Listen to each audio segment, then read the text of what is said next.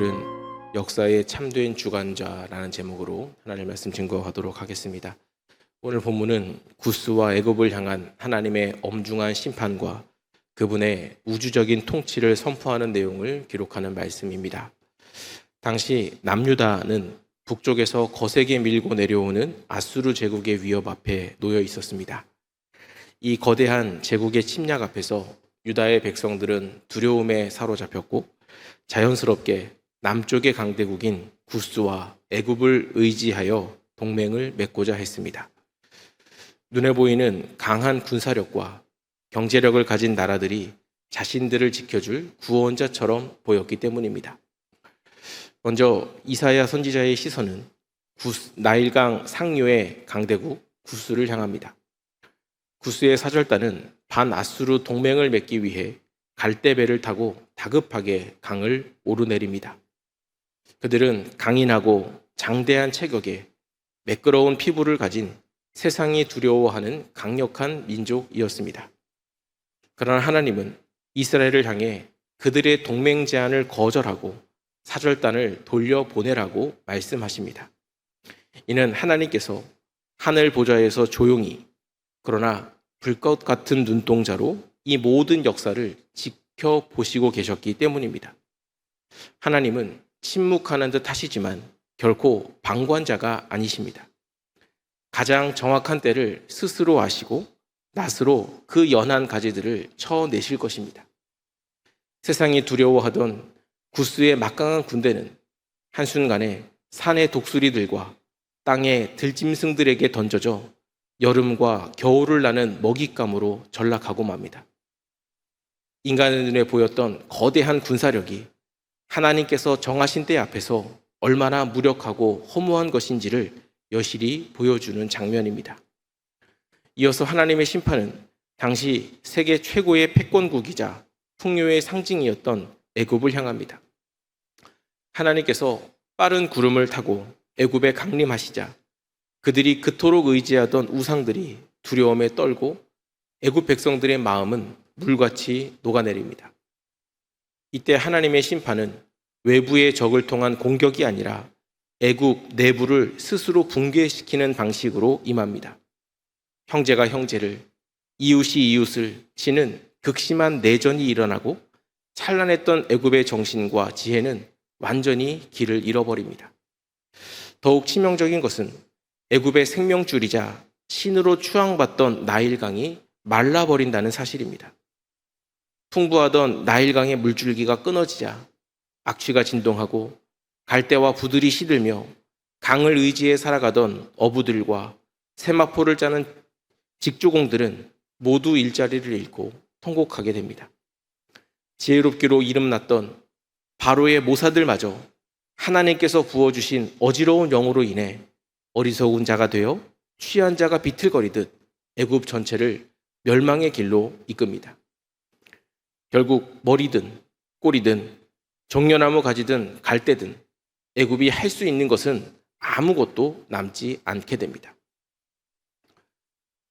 오늘 본문에 나타난 하나님은 세상의 거대한 힘을 무력하게 하시고 가장 정확한 때에 홀로 역사를 주관하시는 분이십니다.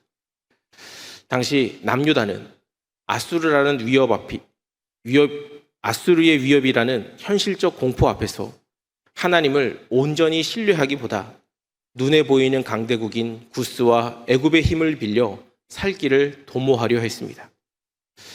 그러나 하나님은 하늘 보좌에서 영원할 것 같았던, 그래서 남유다가 붙잡고자 했던 그 구스와 애굽의 거만한 군사력과 풍요를 조용히 감찰하셨습니다. 동시에 그 강대국들을 피난처 삼아 위기를 모면하려고 했던 남유다 백성들의 불신앙적인 계획과 정치적인 계산, 즉 그들의 헛된 도모까지도 빠짐없이 지켜보고 계셨습니다. 침묵하시는 듯 했으나 방관자가 아니셨던 하나님은 정하신 때가 이르자 구스의 교만한 가지를 단숨에 쳐내시고 애굽의 우상들과 나일강을 마르게 하셨습니다.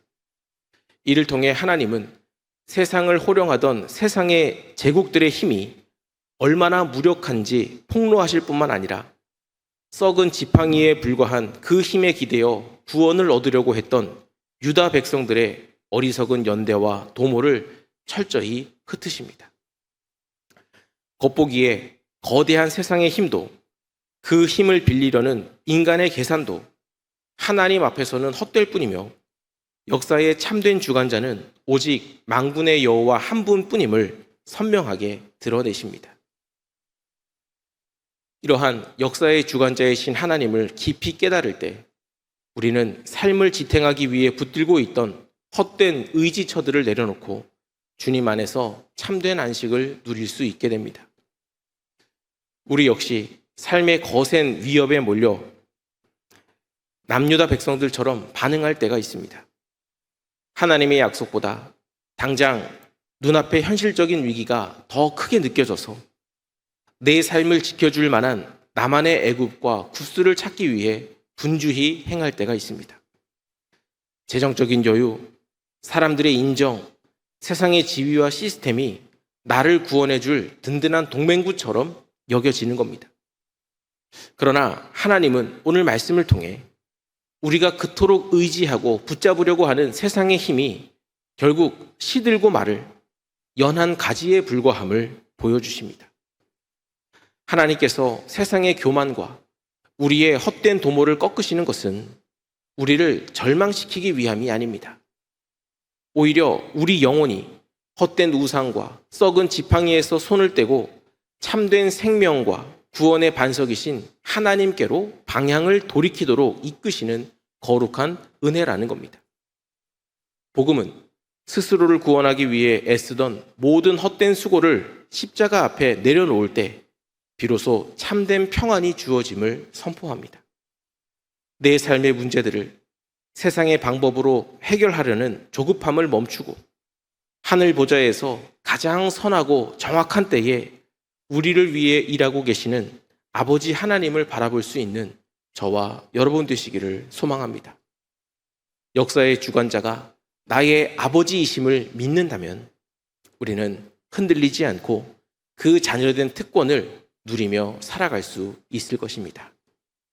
오늘 말씀 기억하면서 눈에 보이는 세상의 힘과 풍요에 우리의 마음을 빼앗기지 않고 오직 내 삶과 이 땅의 역사를 주관해 가시는 하나님 한 분만을 온전히 신뢰하며 그분을 나의 아버지로 삼고 살아가는 그 안에서 참된 평안을 누리는 저와 여러분 되시기를 주님의 이름으로 간절히 축원합니다.